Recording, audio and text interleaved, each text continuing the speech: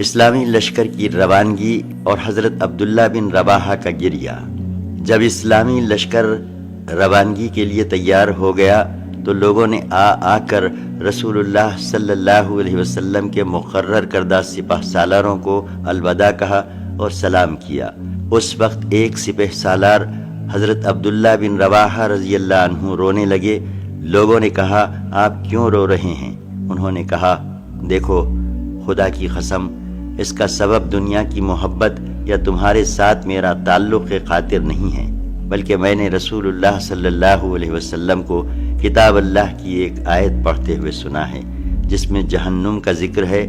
آیت یہ ہے، سورہ 19 آیت 17، تم میں سے ہر شخص جہنم پر وارد ہونے والا ہے، یہ تمہارے رب پر ایک لازمی اور فیصلہ کی ہوئی بات ہے۔ میں نہیں جانتا کہ جہنم پر وارد ہونے کے بعد کیسے پلٹ سکوں گا۔ مسلمانوں نے کہا اللہ سلامتی کے ساتھ آپ لوگوں کا ساتھی ہو، آپ کی طرف سے دفاع کرے اور آپ کو ہماری طرف نیکی اور غنیمت کے ساتھ واپس لائے۔ حضرت عبداللہ بن رواحہ نے کہا لیکن میں رحمان سے مغفرت کا اور استخوان شکن مغز پاش تلوار کی کاٹ کا یا کسی نیزے باز کے ہاتھوں آنتوں اور جگر کے پار اتر جانے والے نیزے کی ضرب کا سوال کرتا ہوں، تاکہ جب لوگ میری خبر پر گزریں تو کہیں ہائے وہ غازی جسے اللہ نے ہدایت دی اور جو ہدایت یافتہ رہا۔ اس کے بعد لشکر روانہ ہوا۔ رسول اللہ صلی اللہ علیہ وسلم اس کی مساعیت کرتے ہوئے سنیت الوداع تک تشریف لے گئے اور وہیں سے اسے الوداع کہا۔ اسلامی لشکر کی پیش رفت اور خوفناک ناگہانی حالت سے سابقہ۔ اسلامی لشکر شمال کی طرف بڑھتا ہوا معان پہنچا۔ یہ مقام شمالی حجاز سے متصل شامی یعنی اردنی علاقے میں واقع ہے۔ یہاں لشکر نے پڑاؤ ڈالا اور یہیں جاسوسوں نے اطلاع پہنچائی کہ ہرقل قیصر روم بلخا کے علاقے میں ماب کے مقام پر 1,00,000 رومیوں کا لشکر لے کر قیام زن ہے اور اس کے جھنڈے تلے لخم و جزام، بلقین و بحرا اور بلی یعنی قبائل عرب کے مزید 1,00,000 افراد بھی جمع ہو گئے ہیں۔ معان میں مجلس شورا۔ مسلمانوں کے حساب میں سرے سے یہ بات تھی ہی نہیں کہ انہوں نے کسی ایسے لشکر جرار سے سابقہ پیش آئے گا جس سے وہ اس دور دراز سرزمین میں ایک دم اچانک دوچار ہو گئے تھے۔ اب ان کے سامنے سوال یہ تھا کہ آیا 3,000 کا لشکر ذرا جتنا لشکر 2,00,000 کے ٹھانٹے مارتے ہوئے سمندر سے ٹکرا جائے یا کیا کرے؟ مسلمان حیران تھے اور اسی حیرانی میں معان کے اندر 2 راتیں غور اور مشورہ کرتے ہوئے گزار دیں۔ کچھ لوگوں کا خیال تھا کہ ہم رسول اللہ صلی اللہ علیہ وسلم کو لکھ کر دشمن کی تعداد کی اطلاع دیں، اس کے بعد یا تو آپ کی طرف سے مزید کمک ملے گی یا اور کوئی حکم ملے گا اور اس کی تعمیل کی جائے گی۔ لیکن حضرت عبداللہ بن رواحہ رضی اللہ عنہ نے اس رائے کی مخالفت کی اور یہ کہہ کر لوگوں کو گرما دیا کہ لوگوں خدا کی قسم جس چیز سے آپ کترا رہے ہیں یہ تو وہی شہادت ہے جس کی طلب میں آپ نکلے ہیں۔ یاد رہے دشمن سے ہماری لڑائی تعداد، قوت اور کثرت کے بل پر نہیں ہے، بلکہ ہم محض اس دین کے بل پر لڑتے ہیں جس سے اللہ نے ہمیں مشرف کیا ہے۔ اس لیے چلیے آگے بڑھیے، ہمیں 2 بھلائیوں میں سے ایک بھلائی حاصل ہو کر رہے گی، یا تو ہم غالب آئیں گے یا شہادت سے سرفراز ہوں گے۔ بالآخر حضرت عبداللہ بن رواحہ رضی اللہ عنہ کی پیش کی ہوئی بات طے پا گئی۔ دشمن کی طرف اسلامی لشکر کی پیش قدمی۔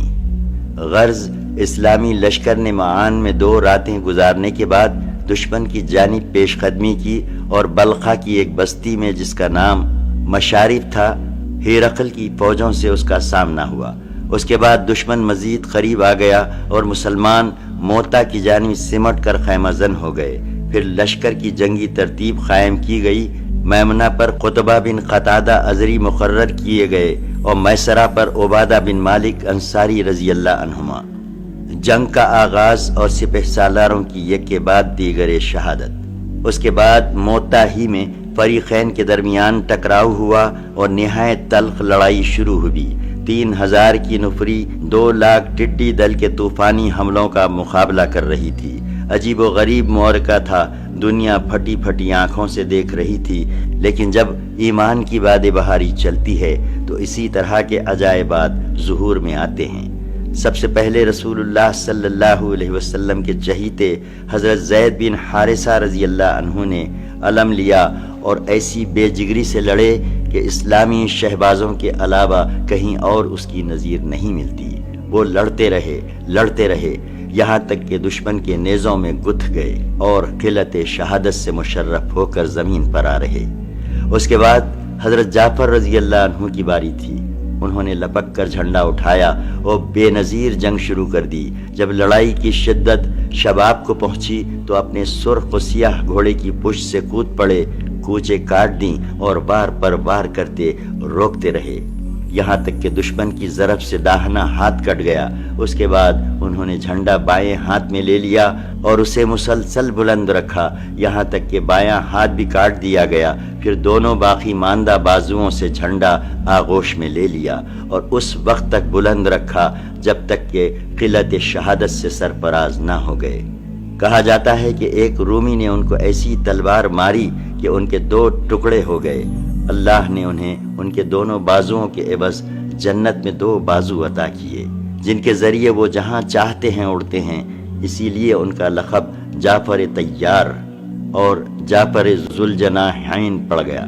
طیار مانے اڑنے والا اور ذوالجناحین مانے 2 بازوؤں والا۔ امام بخاری نے نافع کے واسطے سے ابن عمر رضی اللہ عنہ کا یہ بیان روایت کیا ہے کہ میں نے جنگ موتا کے روز حضرت جعفر کے پاس جبکہ وہ شہید ہو چکے تھے کھڑے ہو کر ان کے جسم پر نیزے اور تلوار کے 50 زخم شمار کیے، ان میں سے کوئی بھی زخم پیچھے نہیں لگا تھا۔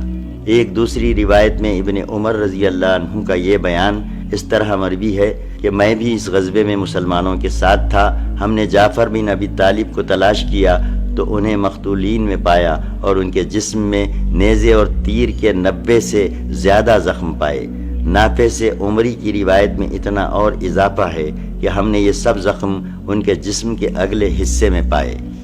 اس طرح کی شجاعت و بصالت سے بھرپور جنگ کے بعد جب حضرت جعفر رضی اللہ عنہ بھی شہید کر دیے گئے تو اب حضرت عبداللہ بن رواحہ رضی اللہ عنہ نے پرچم اٹھایا اور اپنے گھوڑے پر سوار آگے بڑھے اور اپنے آپ کو مقابلے کے لیے آمادہ کرنے لگے، لیکن انہیں کسی قدر ہچکچاہٹ ہوئی، حتیٰ کہ تھوڑا سا گریز بھی کیا، لیکن اس کے بعد کہنے لگے، اے نفس قسم ہے کہ تو ضرور مد مقابل اتر، خواہ ناگواری کے ساتھ خواہ خوشی خوشی۔ اگر لوگوں نے جنگ برپا کر رکھی ہے اور نیزے تان رکھے ہیں تو میں تجھے کیوں جنت سے گریزاں دیکھ رہا ہوں۔ اس کے بعد وہ مقابل میں اتر آئے۔ اتنے میں ان کا چچیرا بھائی ایک گوشت لگی ہوئی ہڈی لے آیا اور بولا، اس کے ذریعے اپنی پیٹھ مضبوط کر لو کیونکہ ان دنوں تمہیں سخت حالات سے دوچار ہونا پڑا ہے۔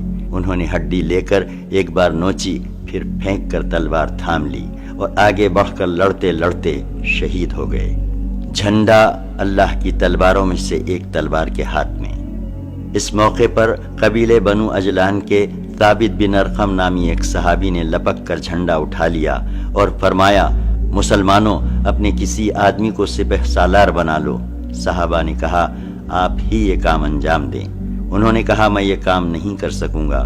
اس کے بعد صحابہ نے حضرت خالد بن ولید کو منتخب کیا اور انہوں نے جھنڈا لیتے ہی نہایت پرزور جنگ کی۔ چنانچہ صحیح بخاری میں خود حضرت خالد بن ولید رضی اللہ عنہ سے مروی ہے کہ جنگ موتا کے روز میرے ہاتھ میں 9 تلواریں ٹوٹ گئیں، پھر میرے ہاتھ میں صرف ایک یمنی بانا یعنی چھوٹی سی تلوار باقی بچا۔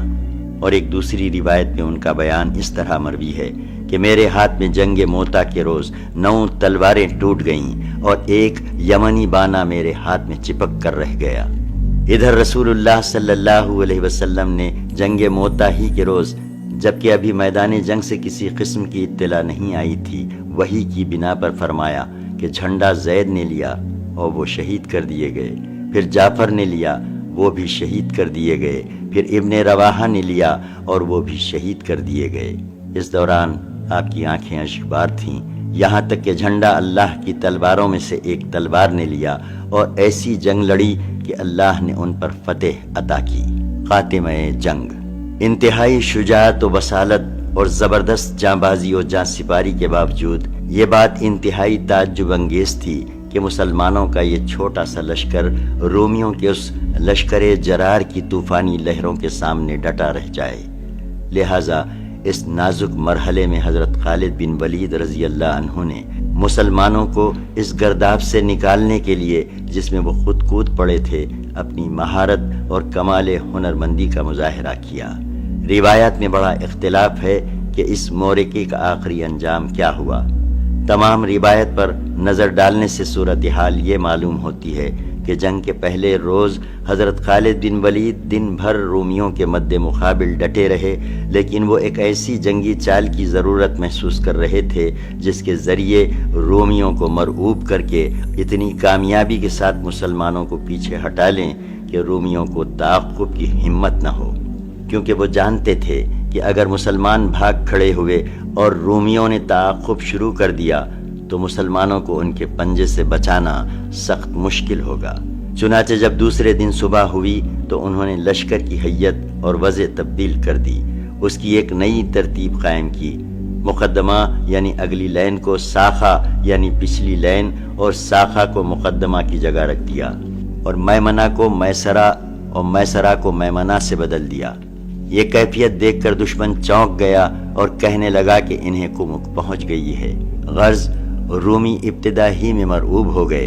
ادھر جب دونوں لشکروں کا آمنا سامنا ہوا اور کچھ دیر تک جھڑپ ہو چکی تو حضرت خالد نے اپنے لشکر کا نظام محفوظ رکھتے ہوئے مسلمانوں کو تھوڑا تھوڑا پیچھے ہٹانا شروع کیا، لیکن رومیوں نے اس خوف سے ان کا پیچھا نہ کیا کہ مسلمان دھوکہ دے رہے ہیں اور کوئی چال چل کر انہیں صحرا کی پنہائیوں میں پھینک دینا چاہتے ہیں۔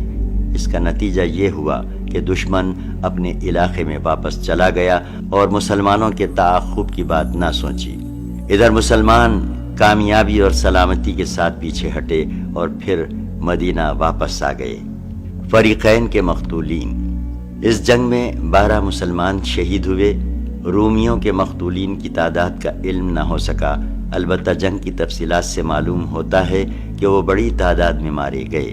اندازہ کیا جا سکتا ہے کہ جب تنہا حضرت خالد کے ہاتھ میں 9 تلواریں ٹوٹ گئیں تو مقتولین اور زخمیوں کی تعداد کتنی رہی ہوگی۔ اس معرکے کا اثر۔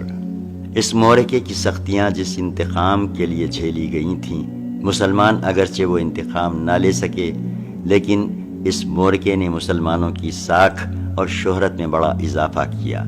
اس کی وجہ سے سارے عرب انگشت بدنداں رہ گئے، کیونکہ رومی اس وقت روئے زمین پر سب سے بڑی قوت تھے۔ عرب سمجھتے تھے کہ ان سے ٹکرانا خودکشی کے مترادف ہے، اس لیے 3000 کی ذرا جتنی نفری کا 2 لاکھ کے بھاری بھرکم لشکر سے ٹکرا کر کوئی قابل ذکر نقصان اٹھائے بغیر واپس آ جانا عجوبہ روزگار سے کم نہ تھا، اور اس سے یہ حقیقت بڑی پختگی کے ساتھ ثابت ہوتی تھی کہ عرب اب تک جس قسم کے لوگوں سے واقف اور آشنا تھے، مسلمان ان سے الگ تھلگ ایک دوسری ہی طرز کے لوگ ہیں۔ وہ اللہ کی طرف سے مبید و منصور ہیں اور ان کے رہنما واقعتاً اللہ کے رسول ہیں۔ اسی لیے ہم دیکھتے ہیں کہ وہ ضدی قبائل جو مسلمانوں سے مسلسل برسر پیکار رہتے تھے،